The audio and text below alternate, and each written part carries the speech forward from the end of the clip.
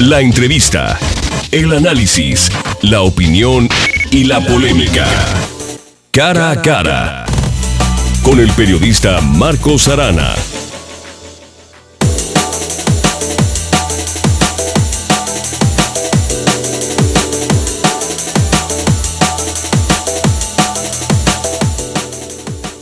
Alcances y retos del gobierno abierto en México es el título de reciente foro de análisis celebrado en Guadalajara a iniciativa de David Gómez Álvarez, subsecretario de Planeación y Evaluación del Estado de Jalisco.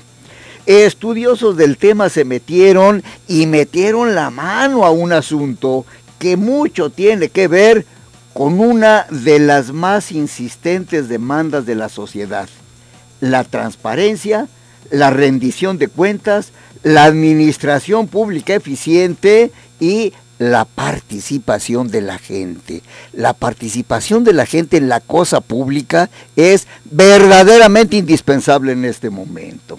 Hoy, en Cara a Cara, David Gómez Álvarez comparte con el auditorio el desarrollo y las conclusiones a que llegaron los panelistas, pero sobre todo yo comenzaría, y de veras, David, buenos días y bienvenido, con lo siguiente. Bueno, ¿qué es eso? ¿Por qué está, entre comillas, tan de moda la expresión gobierno abierto? ¿Cómo lo vamos a entender?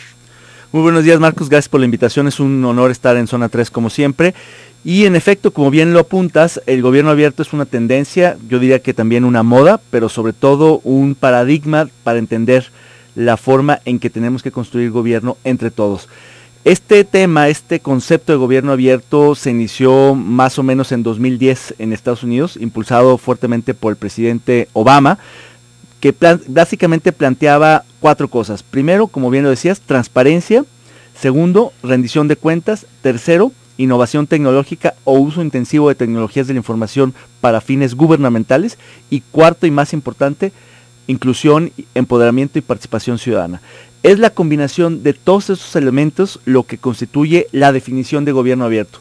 Ninguno de estos componentes por sí solo puede hacer gobierno abierto. Tiene que ser la combinación de los 4 elementos lo que posibilite y habilite la construcción de un gobierno abierto. Y como su nombre lo dice en términos prácticos y llanos, se trata de abrir el gobierno a la sociedad y de abrirlo a la transparencia, a la rendición de cuentas y de abrirlo por medios tecnológicos y de innovación. Eso es básicamente, algunos dirían, aquí no hay nada nuevo bajo el sol, aquí se trata de viejos vinos en odres nuevas.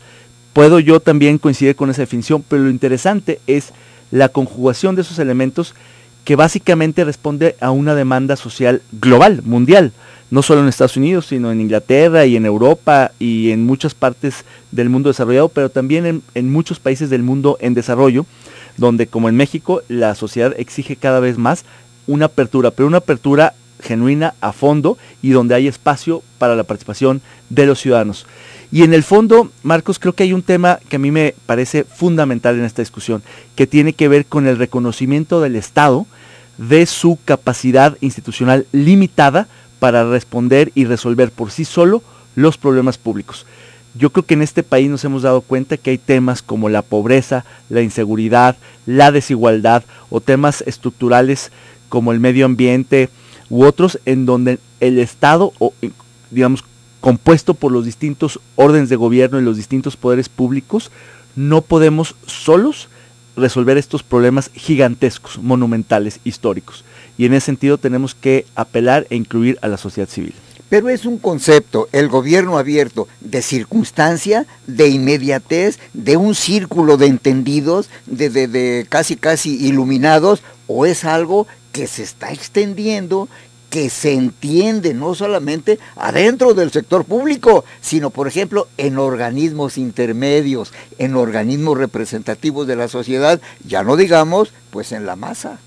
Yo diría que todavía se trata de un término, de un concepto para enterados, es un concepto que está permeando muy rápidamente y de forma muy importante, pero como todo nuevo concepto toma tiempo en entrar al léxico público, al discurso gubernamental, a la narrativa de los medios de comunicación.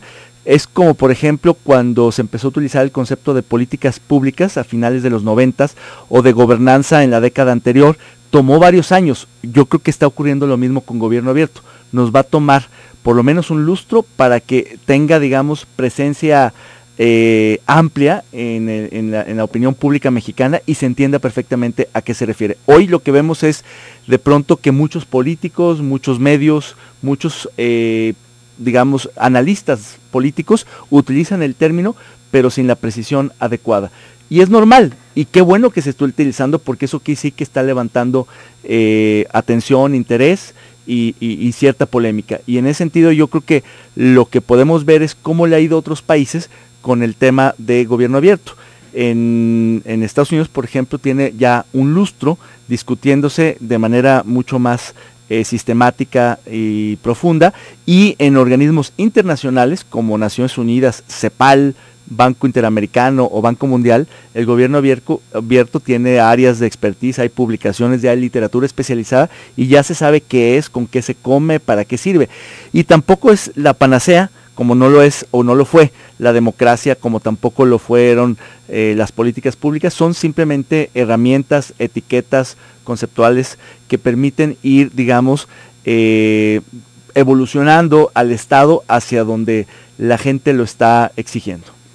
David, tú eres un experto, estás innovando en este campo, pero yo te preguntaría, en el gobierno del estado de Jalisco, ¿hay conciencia? Vamos, ¿se sabe siquiera que existe un concepto, un sistema, un paradigma que se llama gobierno abierto? Sí, yo creo que sí existe esa conciencia, esa información, ese conocimiento, empezando por el gobernador del estado. Incluso lo planteó el propio gobernador en la penúltima reunión de gabinete, se discutió el tema de gobierno abierto y lo que nos dimos cuenta varios de los integrantes es que hay muchas más áreas de las que imaginábamos trabajando en temas de gobierno abierto de forma consciente y en algunos casos no tan consciente, pero en el sentido y en el rumbo correctos. Y en ese sentido me parece que el gobierno abierto es algo que se ha estado ya practicando y trabajando en Jalisco. Y pongo un ejemplo, Presidencia de la República, que es el área del gobierno federal que lleva la agenda del gobierno abierto para el país a nivel nacional y global, invitó a Jalisco a un panel, a un seminario internacional de innovación pública en temas de gobierno abierto, precisamente porque había reconocido en el estado buenas prácticas en gobierno abierto, como son Mide Jalisco, la glosa ciudadana, entre otros. Pero el gobierno abierto también supone, por ejemplo, datos abiertos. Y en datos abiertos hay varias áreas que están trabajando el tema importantemente. La Dirección General de Tecnologías de la Información de la Secretaría de Planeación, Administración y Finanzas, CEPAF, trabaja con las bases de datos del Estado para poderlas abrir y ponerlas en un formato accesible. Lo mismo que el Instituto de Información Estadística y Geográfica del Estado, que también está trabajando incluso en un convenio con el Banco Mundial para el tema de datos abiertos, que es un componente fundamental de gobierno abierto como parte de la innovación tecnológica y transparencia. Entonces, en realidad, hay muchas áreas del gobierno del Estado que sí están trabajando de una u otra manera, más avanzadas algunas áreas que otras, y de lo que se trata es de articular todos estos esfuerzos y ponerlos, digamos, en un mismo lenguaje, que compartan ciertos códigos y que se refuercen mutuamente. Quizá a una iniciativa de carácter muy tecnológico le falte quizá un componente más participativo, o viceversa, a un área muy participativa le pueda faltar un componente tecnológico, y así respectivamente según corresponda. Y lo interesante va a ser tejer fino e ir viendo eso. Si logramos articular hoy por hoy a las 13 instancias del gobierno del estado, que suman más de 20 proyectos relacionados a prácticas de gobierno abierto, Jalisco se podría convertir en uno de los estados del país que más prácticas de gobierno abierto tenga en la República Mexicana, y me atrevería a decir que uno de los más avanzados a nivel de América Latina. Eso lo vamos a ver pronto, pero lo interesante es que ya se está discutiendo a nivel de gabinete por directores, secretarios, coordinadores, etcétera, etcétera, que ya están, digamos, entendiendo que esta cuestión es importante. Y pongo otro ejemplo, hace un par de semanas en un periódico de circulación nacional salió una nota en el sentido de que México había reprobado en el índice global de gobierno abierto a partir de una métrica específica que proponían para ese índice, y que se comentó en una comunicación también del gabinete, un tema que antes quizá hubiera pasado desapercibido, y hoy ya el gobierno del Estado de Jalisco está consciente de este término, de este concepto, de sus alcances, de sus potencialidades y sobre todo de sus beneficios. Porque al final del día de lo que se trata es, insisto, de abrir el gobierno a la gente y de que la gente participe en las decisiones públicas. Ahí está la clave que yo quiero preguntar y espero una respuesta después de unos mensajes. David Gómez Álvarez, dime si abrir ventanas o puertas o lo que sea es nomás para que vean o para que entre la gente, para que participe en la cosa pública, pero desde adentro, no nomás como testigo. Dinos algo de esto, ¿qué está pasando en Jalisco? Yo le recuerdo que el teléfono de esta cabina es el 3122-4200 y el 3122-4266. El Twitter es @Zona 3 Noticias, @Arana Cervantes. Pausa, le recuerdo, un concepto entre comillas nuevo, pero que está, voy a utilizar la palabra, de moda, y de moda no en México, en el mundo, el gobierno abierto. Vamos a ver si ese gobierno abierto también es gobierno participativo. Pausa.